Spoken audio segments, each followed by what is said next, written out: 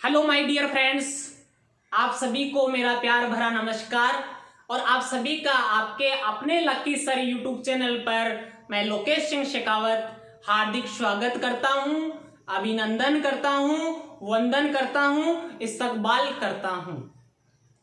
दोस्तों, हम मेवाड़ के उस इतिहास के बारे में अध्ययन कर रहे हैं जो संसार का सबसे प्राचीन गौरवशाली इतिहास है, जहां के शासकों ने संसार में सबसे अधिक समय तक एक ही क्षेत्र पर शासन किया था। और ये सब केवल व्यक्ति की सोच पर निर्भर करता है। दोस्तों, किसी ने ठीक ही कहा है कि हम जैसा सोचते हैं वैसे ही बन जाते हैं, यानी आप जैसा सोचोगे वैसे ही बन जाओगे। यदि आप अपने को कमजोर समझोगे तो कमजोर बनोगे, और यदि आप अपने को मजबूत समझोगे तो मजबूत बनोगे। यानी व्यक्ति की जो सफलता है वह उसकी सोच पर निर्भर करती है, उसकी पॉजिटिविटी पर निर्भर करती है। जिस समय आपको यह लगे कि आप चारों तरफ से घिर गए हैं, तो याद रखना ये वही पल है जब आपकी तकदीर बदलने वाली है। ये वही पल है जब आपकी वैल्यू बढ़ने वाली है। जमाना क्या कहता है, जमाने के बारे में मत सोचो। जमाने की सोच समय के अनुसार परिवर्तित होती है। कभी आपने सुना होगा कि जब एक मक्खी चाय में गिर जाती है तो लोग उस चाय को ही गिरा देते हैं, लेकिन जब वही मक्खी घी में गिर जाती है, मक्खन में गिर जाती है, तो लोग उस मक्खी को निकाल कर फेंक देते हैं, ना कि घी को फेंकते हैं। जमाना भी वही था, लोग भी वही थे, लेकिन सोच बदल गई। यानी कमजोर लोगों का यह जमाना मजाक उड़ाता है और कामयाब लोगों को नीचे गिराने में कोई कमी नहीं छोड़ता है। कामयाब होने के बाद वही लोग आपके साथ खड़े भी हो जाते हैं। ध्यान रखना है दोस्तों, जिस समय आपको यह लगे कि आप चारों तरफ से घिर गए, आप कुछ नहीं कर सकते, उस समय आपको निराश नहीं होना है। उस समय आपका मस्तिष्क केवल एक ही बात कहना चाहिए कि मैं ये कर सकता हूं, और निश्चित रूप से आप लक्ष्य को हासिल कर सकते हैं। यानी कहने का मतलब यह है कि निराश नहीं होना है और हमेशा पॉजिटिविटी रखो। आज नहीं तो कल सफलता जरूर मिलेगी, क्योंकि सफलता एक दिन नहीं, एक दिन जरूर मिलती है। एक दिन में नहीं मिलती, एक दिन जरूर मिलती है। तो दोस्तों, कल की क्लास में हमने मेवाड़ के महाराणा भीम सिंह के बारे में अध्ययन किया था, और हमने पढ़ा था कि मेवाड़ के महाराणा भीम सिंह की पुत्री कृष्णा कुमारी को लेकर जयपुर नरेश सवाई जगत सिंह कछवाहा और मारवाड़ नरेश मान सिंह राठौड़ के मध्य विवाद उत्पन्न हो चुका था, जिसके कारण मेवाड़ के महाराणा भीम सिंह ने अपनी पुत्री कृष्णा कुमारी को जहर दे दिया था। उसके बाद हमने मेवाड़ के महाराणा सरदार सिंह के बारे में अध्ययन किया था, जिनके शासनकाल की सबसे महत्वपूर्ण घटना मेवाड़ व्हील कोर कंपनी की स्थापना होना है। आज की क्लास शुरू करने से पहले दोस्तों, हम कल के चैलेंज क्वेश्चन पर नजर डालते हैं। कल का जो हमारा चैलेंज क्वेश्चन था वह था कि मेवाड़ के महाराणा भीम सिंह की पुत्री कृष्णा कुमारी का जन्म कब हुआ, जिसका जवाब देने वाले विद्यार्थियों की सूची आज बढ़ी है, उसमें कुछ वृद्धि हुई है। आज इस प्रश्न का जवाब देने वाला सबसे पहला विद्यार्थी अंकित मेचू पोषाणा से है। उसके बाद जवाब देने वाले विद्यार्थियों की सूची में चंदा सैनी इंदरपुरा से, बंटी यादव गुहाला से, प्रियंका सैनी इंदरपुरा से और सिमरन यादव गुहाला से हैं। आप सभी बधाई के पात्र हैं और ईश्वर से कामना करता हूं कि आप अपने लक्ष्य को जल्द से जल्द हासिल करें। दोस्तों, अधिक समय न लेते हुए आज के टॉपिक की चर्चा करते हैं। आज का जो हमारा टॉपिक है वह है महाराणा स्वरूप सिंह, जिनका शासनकाल 1842 से 1861 ईस्वी तक था। महाराणा स्वरूप सिंह कौन थे? ये मेवाड़ के शासक कैसे बने, इनके समय कौन कौन सी प्रथाओं पर रोक लगी और इनके शासनकाल की महत्वपूर्ण घटनाएं क्या थी, इन सभी के बारे में आज हम विस्तृत जानकारी प्राप्त करेंगे।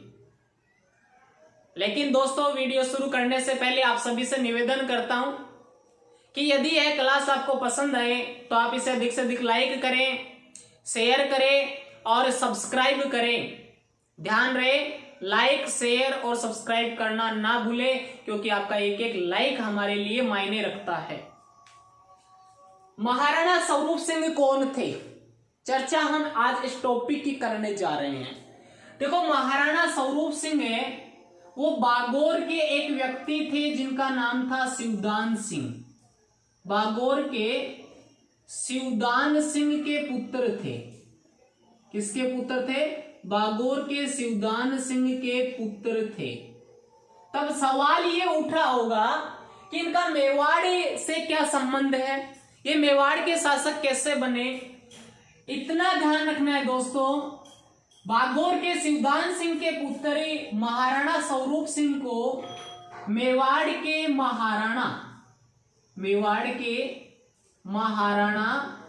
सरदार सिंह ने, मेवाड़ के महाराणा सरदार सिंह ने गोद लिया था। क्यों? क्योंकि इनके कोई पुत्र नहीं था और कोई पुत्र नहीं होने के कारण इन्होंने बागोर के शिवदान सिंह के पुत्र महाराणा स्वरूप सिंह को गोद लिया और उन्हें अपना उत्तराधिकारी नियुक्त कर दिया था। किसने? मेवाड़ के महाराणा सरदार सिंह ने। महाराणा स्वरूप सिंह का जन्म जनवरी 1815 ईस्वी में हुआ था और मृत्यु 17 नवंबर 1861 को हुई थी। जन्म 1815 में और मृत्यु 17 नवंबर 1861 में। अब ध्यान रखना है कि शासक कब बने? 1842 में। और कब तक शासक रहे? 1861 ईस्वी तक। इनके शासनकाल में क्या हुआ? इनके शासनकाल में मेवाड़ में नकली नोटों का प्रचलन बढ़ गया। किसका प्रचलन बढ़ गया? नकली नोटों का प्रचलन बढ़ गया। और नकली नोटों का प्रचलन बढ़ने के कारण मेवाड़ के महाराणा स्वरूप सिंह ने, मेवाड़ के महाराणा स्वरूप सिंह ने चांदी के सिक्के जारी किए। कौन से सिक्के जारी किए? चांदी के सिक्के जारी किए। कोई भी आपसे पूछे कि मेवाड़ में सर्वप्रथम चांदी के सिक्के किसने जारी किए, यानी चांदी के सिक्के किसने चलाए थे, तो जवाब क्या होना चाहिए? महाराणा स्वरूप सिंह ने। इन चांदी के सिक्कों को स्वरूप शाही सिक्के कहा जाता था। क्या कहा जाता था? स्वरूप शाही सिक्के कहा जाता था। यानी मेवाड़ के महाराणा स्वरूप सिंह ने कौन सी धातु के सिक्के चलाए? चांदी के सिक्के चलाए, जिन्हें क्या कहते थे? स्वरूप शाही सिक्के कहते थे। इन सिक्कों के एक तरफ, जैसे मान लो ये सिक्का है, इस सिक्के के एक तरफ तो क्या लिखा हुआ होता था? चित्रकूट उदयपुर लिखा हुआ रहता था। क्या लिखा हुआ रहता था? चित्रकूट उदयपुर लिखा हुआ रहता था। और दूसरी तरफ दोस्ती लंदन लिखा हुआ होता था। दोस्ती लंदन लिखा हुआ होता था। यानी स्वरूप शाही सिक्के के एक तरफ तो क्या लिखा था? चित्रकूट उदयपुर, और दूसरी तरफ क्या लिखा हुआ था? दोस्ती लंदन लिखा हुआ था। चांदी के सिक्के क्यों चलाए? क्योंकि नकली नोटों का प्रचलन अधिक हो चुका था, इसलिए उनको रोकने के लिए, उनके प्रचलन को रोकने के लिए चांदी के सिक्के जारी किए, जिन्हें क्या कहा गया? स्वरूप शाही सिक्के कहा गया, जिनके एक तरफ चित्रकूट उदयपुर लिखा हुआ रहता था और दूसरी तरफ दोस्ती लंदन लिखा हुआ रहता था। ये जो चित्रकूट है वह चित्तौड़गढ़ दुर्ग का नाम में है। अब देखो इनके शासन काल में क्या होता है, जैसे मान लो ये क्या है? चित्तौड़गढ़ दुर्ग है। ये क्या है? चित्तौड़गढ़ दुर्ग है। इस चित्तौड़गढ़ दुर्ग में एक शासक हुए मेवाड़ के जिनका नाम है कुंभा। उन्होंने एक इमारत का निर्माण करवाया था जिसे क्या कहते हैं? विजय स्तंभ कहते हैं। तो चित्तौड़गढ़ दुर्ग में स्थित विजय स्तंभ का निर्माण किसने करवाया? कुंभा ने। जो 9 मंजिला है, 122 फीट ऊंचा है, जिसपे ऊपर जाने के लिए घुमावदार सीढ़ियां बनी हुई है। इसके जो शिल्पी थे वो जेता और उसके 3 पुत्र नोपा, पामा व पूंजा थे। नोपा, पामा व पूंजा थे। इस विजय स्तंभ को विष्णु ध्वज भी कहते हैं, विष्णु स्तंभ भी कहते हैं, कीर्ति स्तंभ भी कहते हैं, हिंदू मूर्ति कला का अनमोल खजाना भी कहते हैं, हिंदू मूर्ति कला का अजायब घर भी कहते हैं, क्योंकि यहाँ पर काफी देवी देवताओं की मूर्तियां बनी हुई है। तो इस विजय स्तंभ की 9वीं मंजिल पर महाराणा स्वरूप सिंह के शासनकाल में विजय स्तंभ की 9वीं मंजिल पर क्या होता है? बिजली गिर जाती है। 9वीं मंजिल पर बिजली गिरती है। क्या गिरती है? बिजली गिरती है। और बिजली गिरने के कारण विजय स्तंभ है वह जर्जर हो जाता है। इस कारण महाराणा स्वरूप सिंह के द्वारा विजय स्तंभ का क्या करवाया जाता है? पुनः निर्माण करवाया जाता है। अब कोई भी आपसे पूछे कि विजय स्तंभ पर बिजली किसके शासनकाल में गिरी थी? महाराणा स्वरूप सिंह के शासनकाल में गिरी थी। विजय स्तंभ का निर्माण किसने करवाया? महाराणा कुंभा ने करवाया। विजय स्तंभ का पुनर्निर्माण किसने करवाया? महाराणा स्वरूप सिंह ने करवाया। दोस्तों, विजय स्तंभ का एक अलग से वीडियो अपलोड कर रखा है मैंने, आप उसको ध्यान से देखना।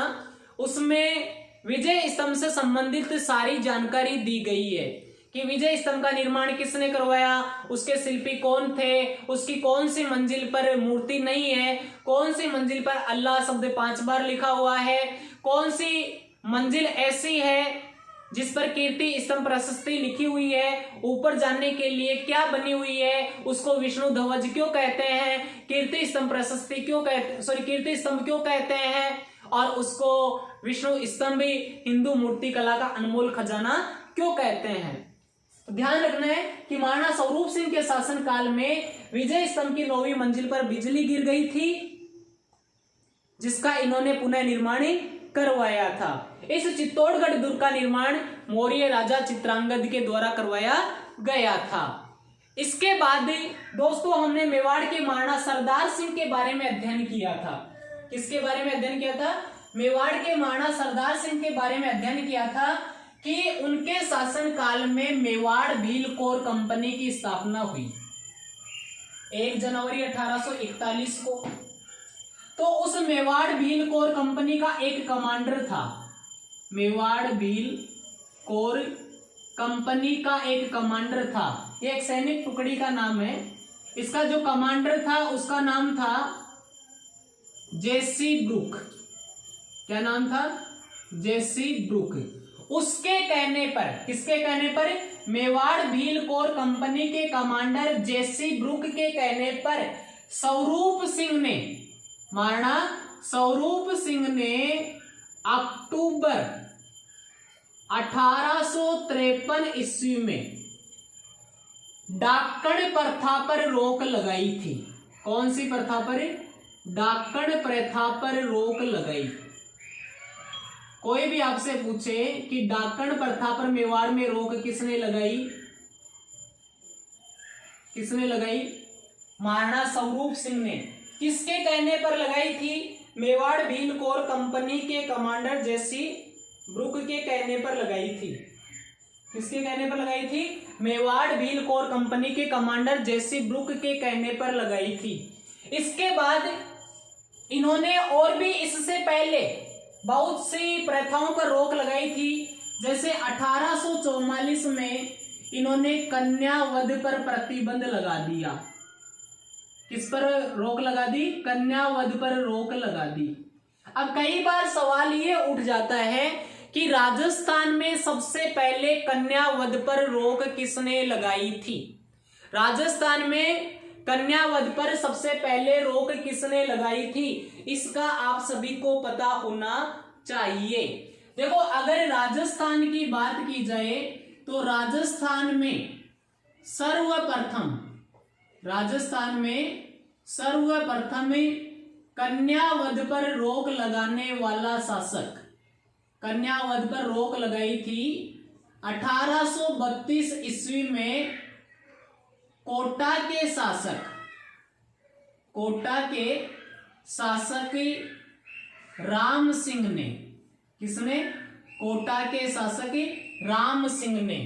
उसके बाद ही महाराणा स्वरूप सिंह ने 1844 ईस्वी में ही मेवाड़ में सती प्रथा को, किसको? सती प्रथा को गैर कानूनी घोषित कर दिया था और उस पर रोक लगा दी थी। गैर कानूनी घोषित कर दिया और उस पर क्या कर दी?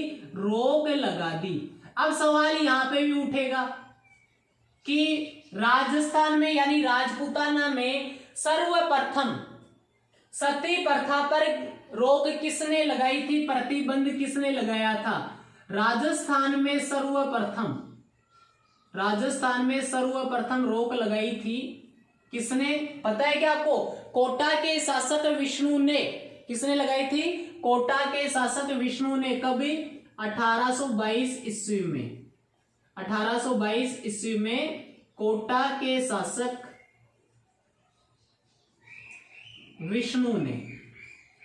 वैसे देखा जाए तो सती प्रथा पर प्रतिबंध लगाने का प्रयास जयपुर नरेश सवाई जय सिंह सेकंड के द्वारा किया गया था, लेकिन सर्वप्रथम रोक लगाई थी 1822 ईस्वी में कोटा के शासक विष्णु ने। और मेवाड़ में कब रोक लगाई गई? 1844 में। कन्यावध पर कब लगाई गई? 1844 में।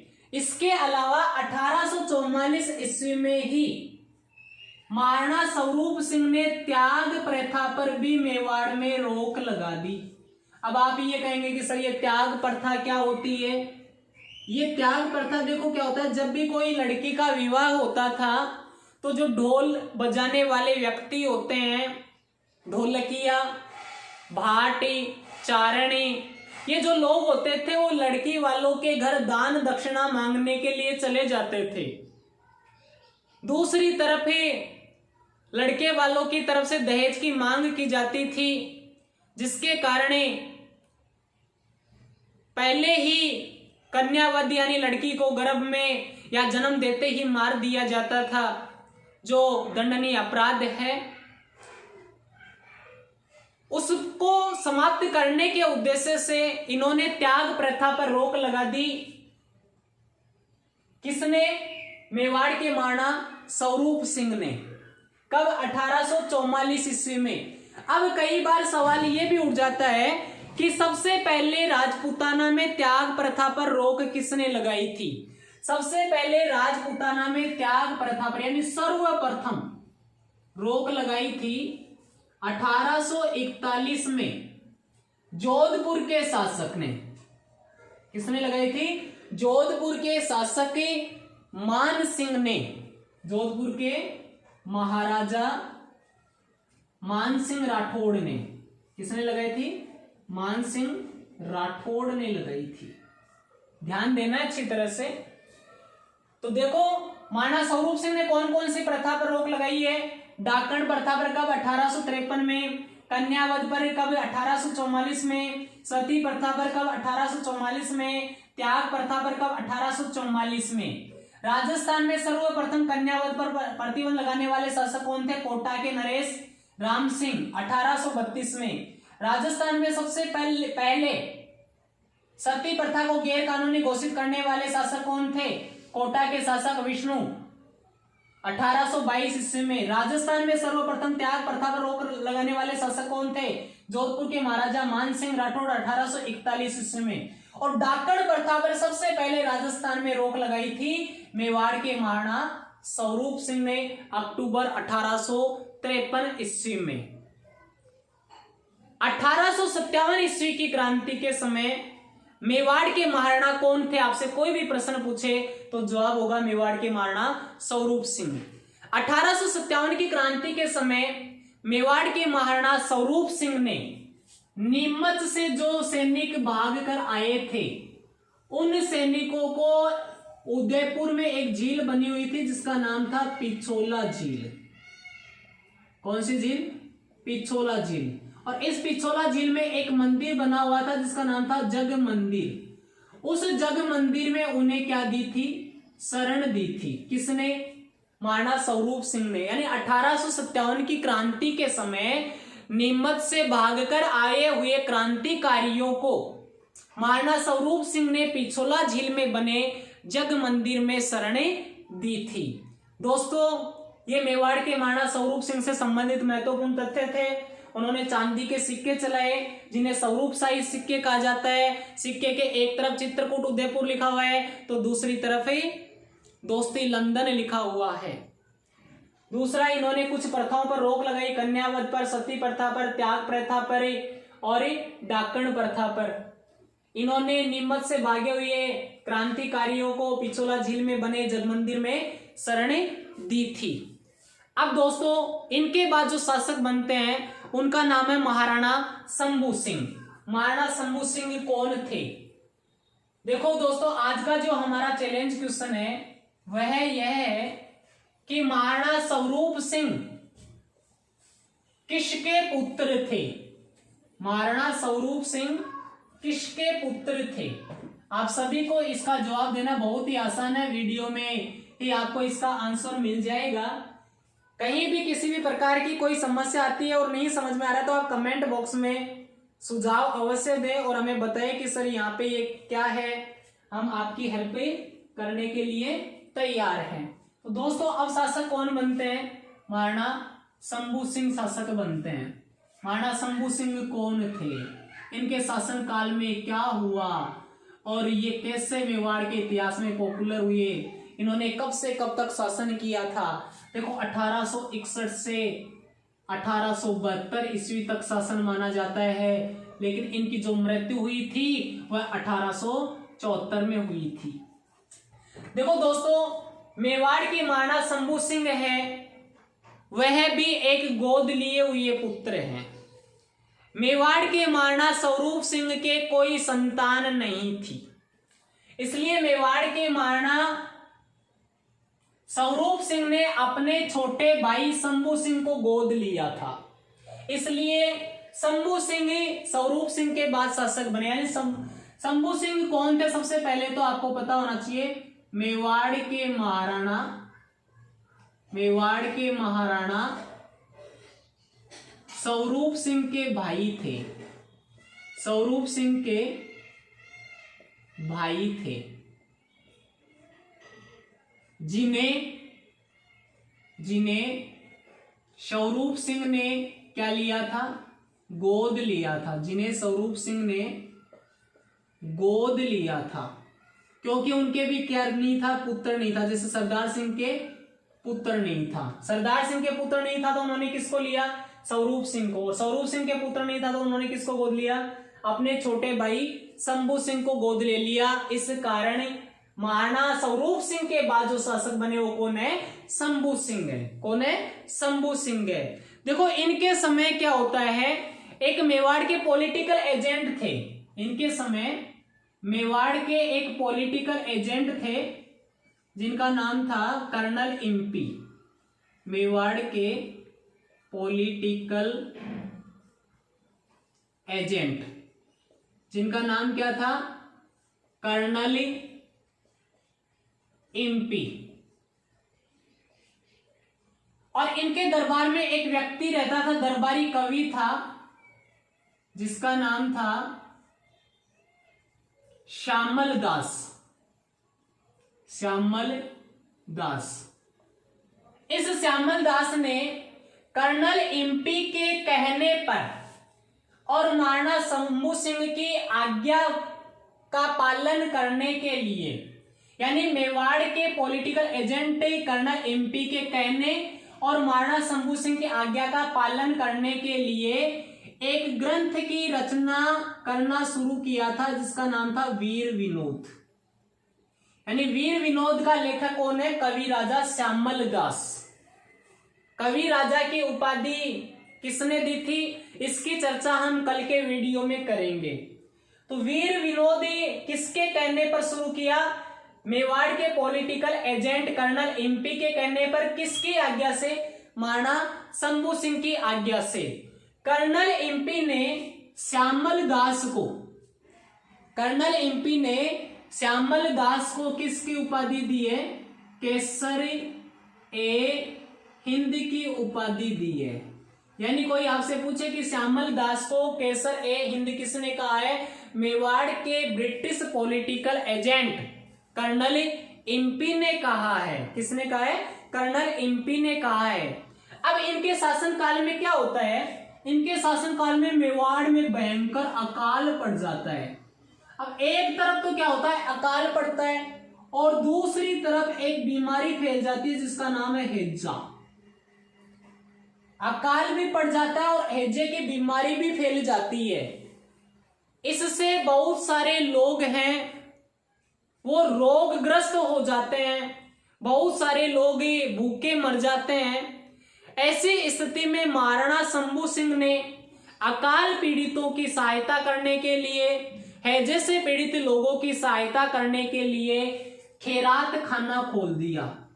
क्या खोल दिया, खैरात खाना खोल दिया। यानी दान देने का जो स्थान होता है उसको क्या कहते हैं, खैरात खाना कहते हैं, ताकि अकाल पीड़ित और हैजे से पीड़ित लोगों की सहायता की जा सके।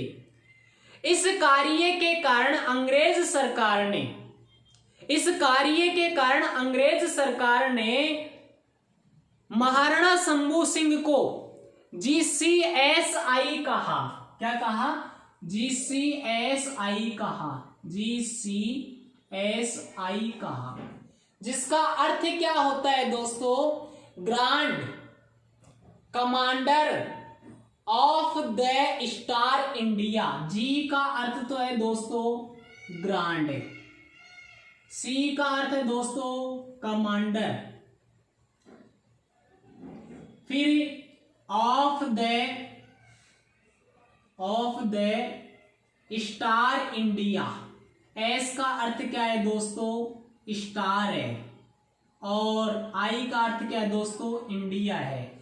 यानी अकाल पीड़ित और हैजे से पीड़ित लोगों की सहायता के लिए जब महाराणा शंभू सिंह ने खैरात खाना खोला, तब अंग्रेज सरकार ने उन्हें किसकी संज्ञा दी, GCSI की संज्ञा दी, जिसकी फुल फॉर्म क्या होती है, grand commander of the star India.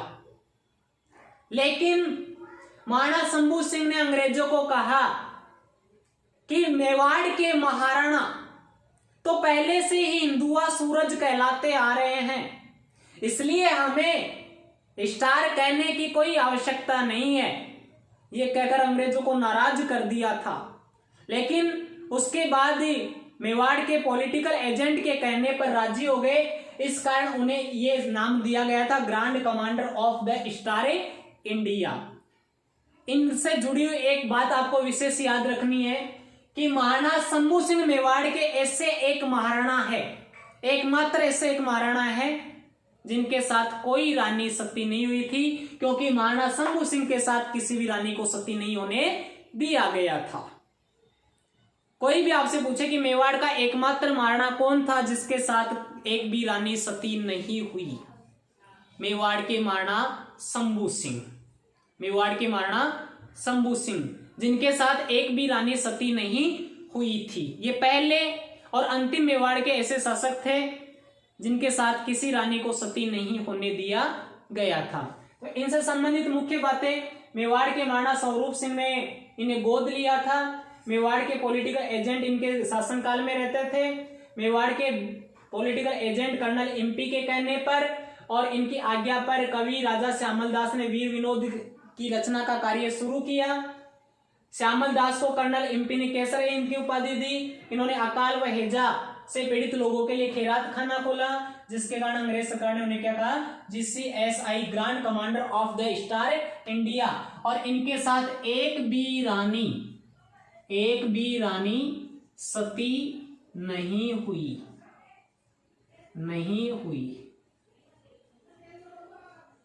ध्यान रखना है, पति के साथ जो औरत सती होती है उसको क्या कहते हैं? अनुमरण कहते हैं। क्या कहते हैं? अनुमरण कहते हैं। और बिना पति के सती होने वाली सती का क्या नाम है? घेवर।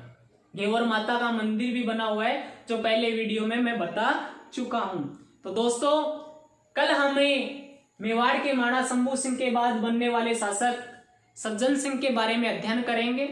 दोस्तों, यदि ये क्लास पसंद आई है तो आप इसे अधिक से अधिक लाइक करें, शेयर करें, सब्सक्राइब करें और उम्मीद करता हूं कि आपका प्यार और स्नेह है हमेशा ऐसे ही बना रहेगा। धन्यवाद। जय हिंद, जय भारत।